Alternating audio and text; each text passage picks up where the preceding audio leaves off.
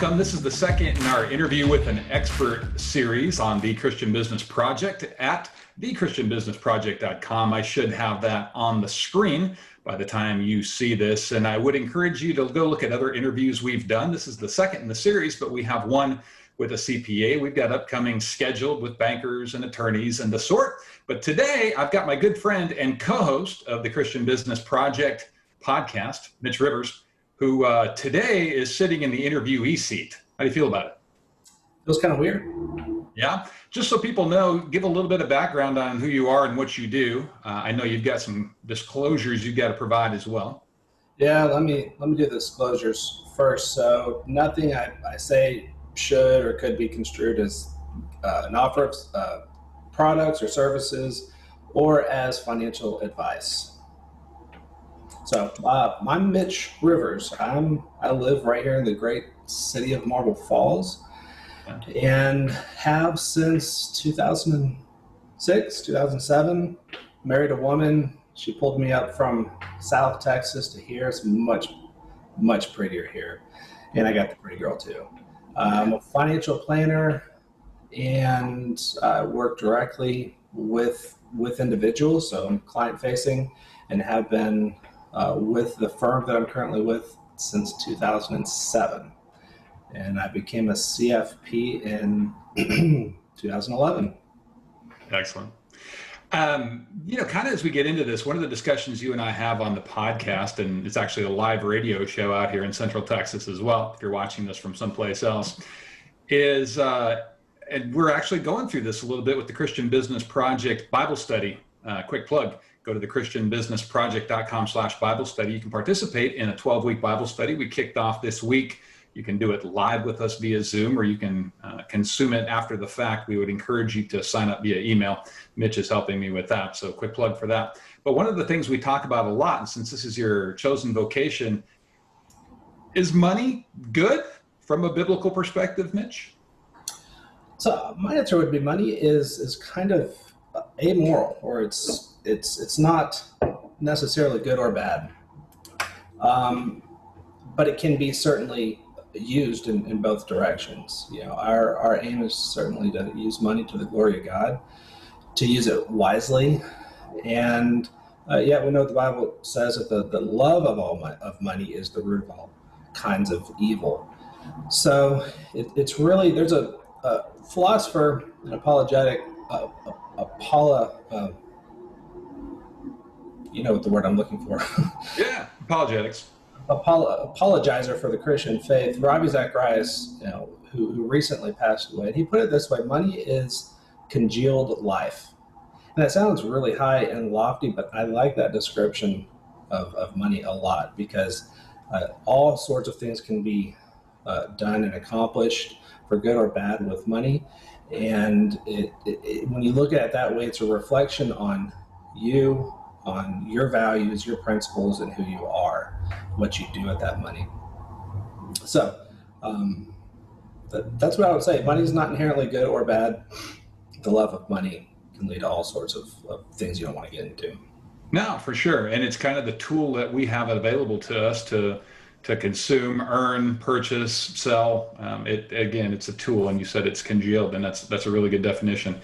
Let's start at the 30,000 foot level here real quick. As a financial planner, you are charged with investing other people's money and your own, I'm certain, for future benefit. That's also biblical. We can go back to the story of the talents for sure, but also other places in Scripture where things are meant to be bettered and to be grown rather.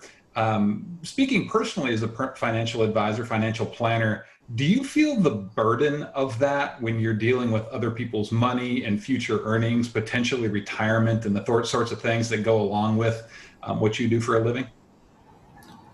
Yeah, I certainly do.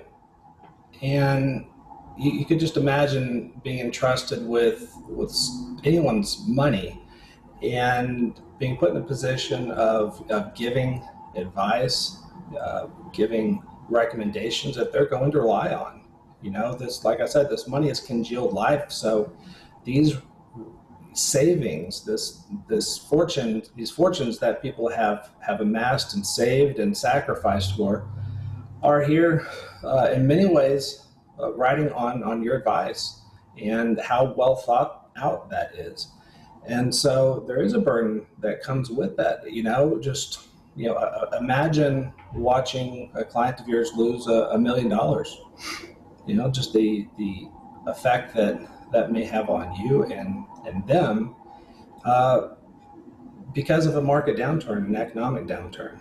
Now, the best thing that you can do as someone that's in this position, whether it's professionally or you're entrusted with a family member or someone like that, is to realize there's certain things that you can control and there's certain things that you cannot control. And you have to prepare for the things that you can't control by controlling the things you can before anything like that would happen, right? So it's a matter of being wise, being diversified and balanced and all those things, much more ahead of time, in making sure that everyone's on the same page, right? We clearly establish the things that we can control and things that we can't, and be wise with the amount of of liquid assets people need just to get through life, right? So there is a financial, a kind of a mental burden with that. But with the burden comes the rewards as well. Setting goals, working with people for a long period of time, and seeing those plans, those recommendations, that hard work come to fruition and pay off. Really good. I think there's a broader application there too, Mitch, not just in what you do for a living, but for other people who are watching, who maybe there's a construction superintendent or a small business owner or a bank. I mean, anybody that's watching this, now, as a guy who owns a real estate company, I have professional obligations. I'm bound to be a fiduciary for my client, and you the same in your chosen line of work. But everybody is a fiduciary for somebody else. And listening to you describe that, never once did I hear you say, and because I get paid. Certainly this is what you do to support your family, and that's important as well. But the primary driver of both your success and probably what you're supposed to do in your vocation, just like anybody else who may be watching this, is you're doing it for other people. And there's a biblical parallel to that. Certainly, we can be easy about it. Matthew 22, where we're to glorify God, by loving Him with our whole heart, our whole mind, and our whole soul, and loving our neighbor as ourselves. But nearly every part of the gospel, both Old and New Testament, deals with how we interact with other people. At the church you and I go to, Rockpile Church, the Golden Rule was recently preached on by our pastor and friend Matt Netzer. And everything about that is how other people receive what we're delivering. And that brings me to my next question. I know you, and I know your clients know you, but is there any part of you that sometimes worries that they don't know how hard you're working for their benefit? In other words, a good friend of mine who's a comedian said one time, I can't control how it's received. All I can control is what I deliver. Is there any time where you worry that what you're delivering is not being received the way you want it to?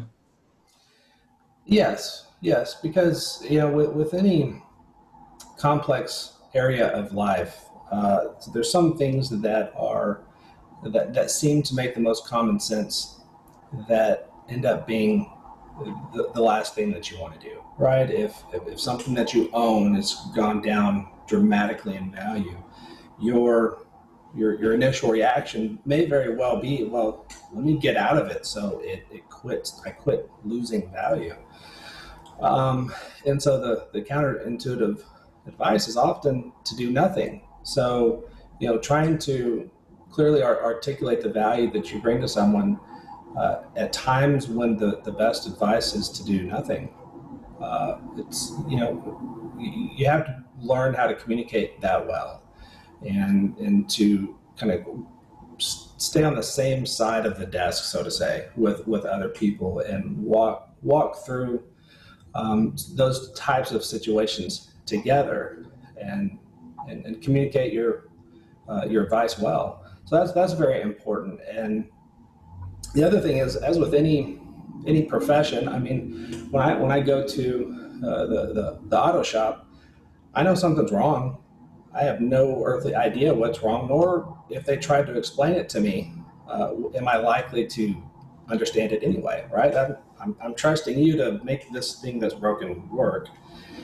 And in a similar way, that's what people come to a financial advisor for, to give them confidence, to give them security, and to receive some professional advice on the subject. And understandably, people are, who was it that said this? G.K. Chesterton, maybe. We're all ignorant, just in different things. Maybe that was Albert Einstein. And so that's the case with this. In these areas, it's my job to have a very professional understanding of what's going on. And oftentimes the people I work with don't. And that's why this is a service I can provide. But I don't want them to walk away continuously ignorant of what it is we're doing and why we're doing. So that's where the relational aspect comes in. And over time, if I'm doing my job well, I'm taking every opportunity I have to educate them, to get us closer to the same page in terms of understanding what exactly it is we're doing. That's ultimately my job. Really good. Let's drill down a little bit into some ethical considerations, because that's one of the things that I've found in business that I have to really delve into a little bit. And I'm sure it's true rather, of every profession and every job probably, but more specific to what you do for a living. I know there are times when something is legal but may not be biblical as it relates to the ethics of investment and maybe tax shelters, the kinds of things that are really pretty gray and blurry. How do you approach those things? I'm going to assume it's on a case-by-case basis, but are there ever times when you encounter something that is allowable but probably doesn't align with what you believe to be true about our faith value? Yes, I can think of several different examples of that, and the nature of the business is such that I don't know. I'm not in a position to connect an investor with someone opening a strip club or something, like that. So, matter of fact, most of the time it's much more subtle than that, right? Who was it? Ben Franklin said that it's not, basically, in paraphrase, it's not a mark of patriotism to avoid paying taxes if it's legal. Who was it? Someone said essentially that, it's not a sign of patriotism to pay as much in taxes as you have to. At the same time, it is unethical and wrong to illegally avoid taxes. And so there's areas of advice where I'm not a tax professional, but I'm oftentimes directly in the picture when it comes to the things that people have to do in order to reduce their tax burden. And there's some times where it's very tempting to skirt the line, or to go along with something, or maybe it's in estate planning, right? One of the great joys, but oftentimes conflicting parts of what I do is I'm not a tax specialist, and I'm not a lawyer or attorney that will write documents, but I'm in many of these conversations. And maybe someone is trying to pull a fast one when it comes to estate planning of some sort, or not, nothing that's illegal, but something that just, it's going to harm relationships, right? And I have to preserve the relationship with my client, because, fact is, if we no longer work together, there's no way in which I can help them, right? If I'm not there. So I want to preserve my relationship, but we're kind of the art of communication, and even persuasion comes in to gently guide someone back to something that's hopefully going to preserve relationships or not cross any lines that they could regret later. Maybe one other thing too, that's a great answer. One other thing that occurred to me is there are times when the tools that you have available to you, or the asset classes, or the investment vehicles, maybe is a better word to say, that you have available to you, may have things associated with it, whether it's organizations that benefit from it, or maybe it's a company itself that is engaged in a business that don't align with your faith values, but more importantly, your clients' faith values. Has that become more and more prevalent in recent years as people asking questions about, okay, so who benefits from this if I'm invested in it? There's an entire shift in kind of the corporate culture that we've witnessed over, I would say, the last 20 years. Someone smarter than me could probably pin that down further or otherwise. But where corporations are, they're veering into social and cultural uh, uh, activism, you could say, or funding or supporting certain things that, from a biblical perspective, I wouldn't donate my own personal dollars to directly, right? So there's these feelings of, so you can think of big Wall Street banks, you could think of insurance companies, from a lot of perspectives, supporting one cause over another, not supporting something or coming out against something that I think is important in my clients. And where does it cross over, right? Because if you looked at the S&P 500 and just threw a dart at a printout, you're going to land on a company that at some point somewhere is going to support Planned Parenthood or support something that just is inherently against what I believe and my clients believe. And so there's ways around some of those things, right? So it's actually coming into focus in a way in the industry like I've never seen it before, in the form of what's called ESG investing, environmental, social, and governmental. So, that somehow touches on some of our concerns as Christian about, protecting the environment, protecting the world that God's entrusted us with to be stewards of. But it doesn't touch on kind of this a fourth thing that would be kind of ethical considerations that, like you're kind of getting at. And so the primary tools that we're getting now to view investing through a sort of a moral lens isn't very conducive to the things that we would hold dear. And so there's some fun companies that I've used with clients when they ask me to, like Ave Maria funds, and there's some others like Thrivent and so on.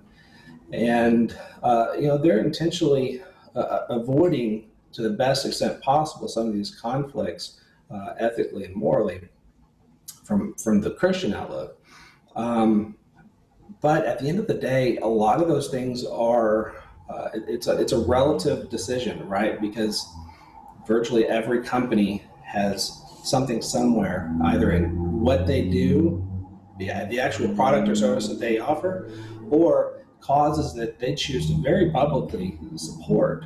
And so it's difficult. I mean, I tend to kind of land on the side of it's not a direct support for those things morally, because I'm not placing my money in a charitable cause, right, for Planned Parenthood or otherwise.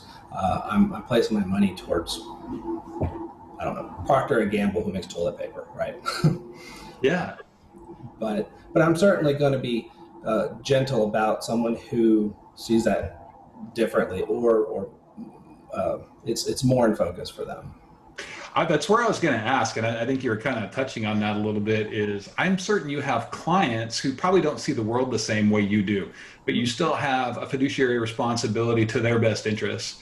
And I do know people, not necessarily that do what you do for a living, but just in every part of life, whether it's in their job, in the company they own, or vendors they work with, companies they work for, that struggle to align, hey, this isn't how I see the world, but I have a job to do, and it's to do what's best for my client. I am certain, as broad as your business is, there are a lot of people who trust you who probably don't see the world the same way you do, whether politically and probably even from a faith perspective. And maybe the best witness you have is to serve them anyway. Yeah. And, by obviously disclosing things that are important about what they're investing in, but they may want to put some money into something like that. And those are really, really tough lines to walk as a professional and as a business owner, and certainly as a financial planner. So I've got to make one quick disclosure here, and then I'll get on. So it the terms that we use in this industry are really sensitive about fiduciaries and non-fiduciaries and things of that nature. Uh, the firm that I'm with and my credentials and such, in many areas I am a fiduciary, and some I'm not. But I would say that's more of a technical and regulatory line drawn. In my mind, I'm always going to do what's best for the people I work for.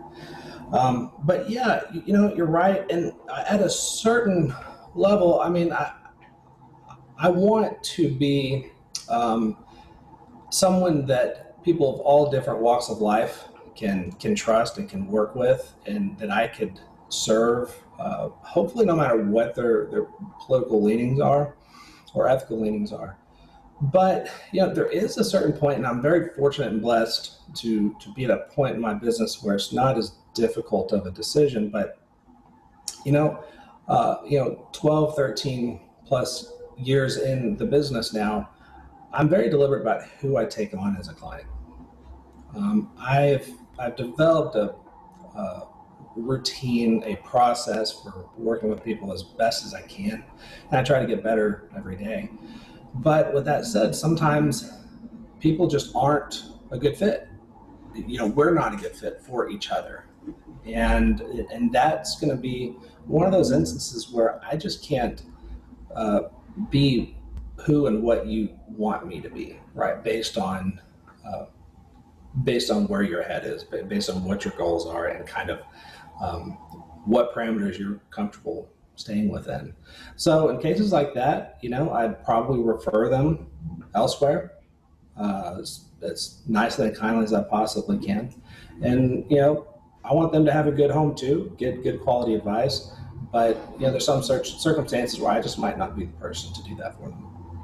Now that's good too, is knowing your lane. I feel the same way about real estate. By the way, there's things I'm very good at, and there are things that other people are much better at, and to know the difference is important. Kind of want to finish with this. I referenced this in the last interview I did, and I think you and I have talked about this before too. But Jesus, in his interaction with people trying to trap him, says, while looking at a Roman coin, is render unto Caesar the things that are Caesar's, and render unto God the things that are God's. In other words, if it has no eternal significance, don't worry about it quite as much. And that was not a tacit endorsement of taxes or how the Romans used those monies. By no means. In fact, Jesus would probably clearly have some differing opinions about how that money should be used. But in that particular circumstance, and can be on a case-by-case basis, if it doesn't have eternal consequence or significance, make a decision that's best for what you're obligated to do. We very typically will use that scriptural reference, Romans 13, 1 Peter chapter 1, in terms of, being obedient to the government officials placed over us, even if we don't necessarily agree with what they're enforcing or what they decide. And I think the same thing can be applied to our business lives, definitely with yours, because again, there are going to be people who don't necessarily align with your values, who are trusting you with their money and their assets and their future earnings. The same thing is probably true in every business. I know it is in mine, my real estate and consulting businesses. But maybe that's a good place to start is, does this have eternal significance or consequence? And if so, how do I know that? Where does God say in scripture that it does? Is that maybe a good launch point for those tensions? Yeah, I think so, and it ties into something we've talked about before. Just how and can what I do as my profession, glorify God. Maybe I'll tie that in, but my starting point is, yes, I'm in a secular profession, right, and I've got to kind of be able to work with someone as best as I can, right? As back to my previous answer, even if they're their values differ greatly from me. They're on the polar opposite of the political spectrum or wherever that may land.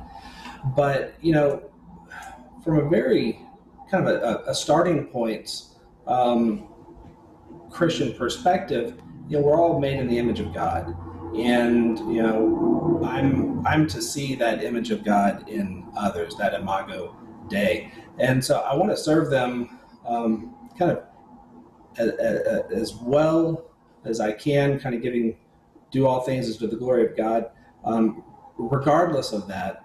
And there's also a lot of this comes down just to relationships with me, right? Because a lot of my job at the end of the day, specifically what I do, is forming relationships, deepening the relational bond so that there's a great degree of trust that's built in, right? I'm transparent with them, they're transparent with me, and we can trust each other, but that develops over time.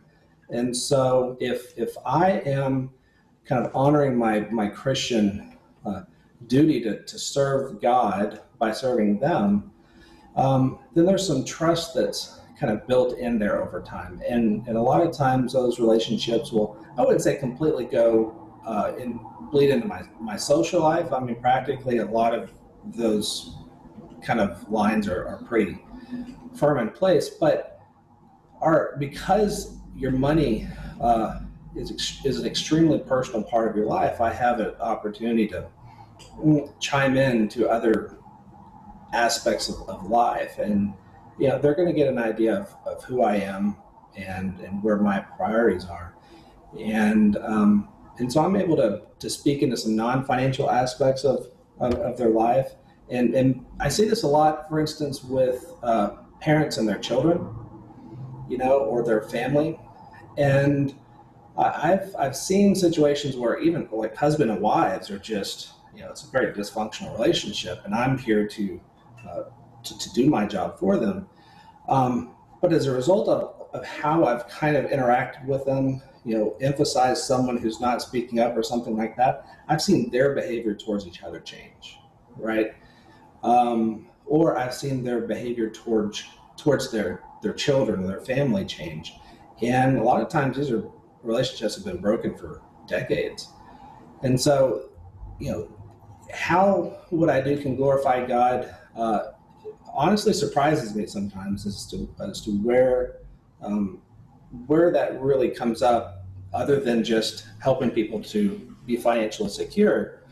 But maybe the last thing I'll say is we serve a God of peace. He's come to give us a spirit of peace and a sound mind, right? Not a fear. And there's a lot of fear built into topics surrounding your money. What happens when you're gone? And, I take that part of my job very seriously. In a way, I'm kind of taking on those worries for them. Not completely, I can't do that. They still have to watch the world change, the market change, and so on. But I try to take on those worries for them and in return give them peace around all these subjects. And I feel like I'm really serving them as God would want me to serve them in that way.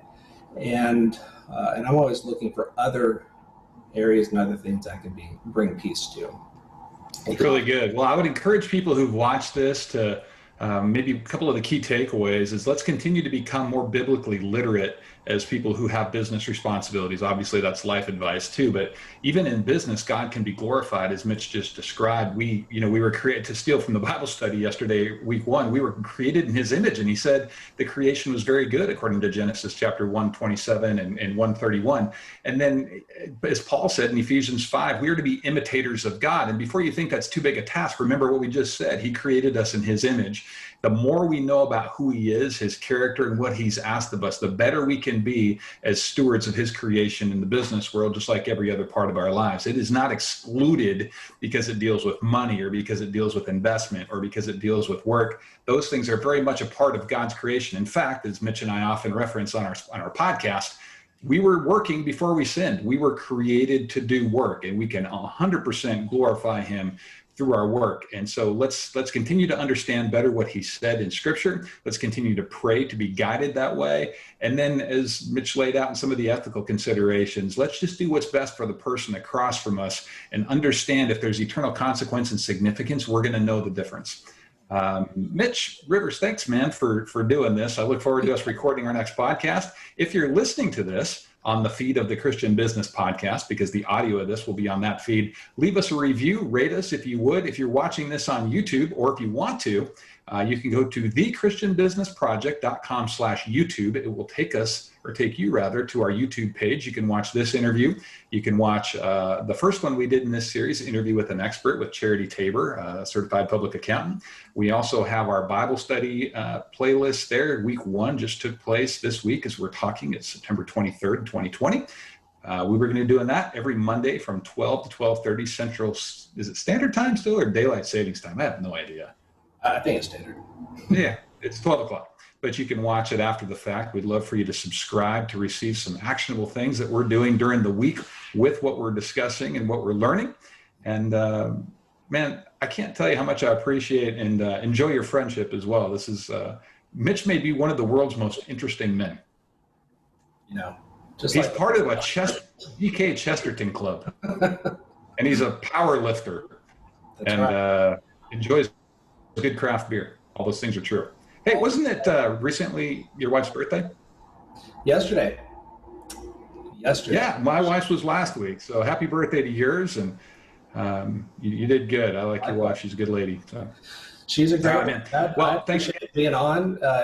It's been a joy getting to do this with you. So I'm enjoying it. Y'all join us, like, subscribe, give us a review after you've listened in a few times. And we'd love some feedback, some topics, and come with us through this book study as well.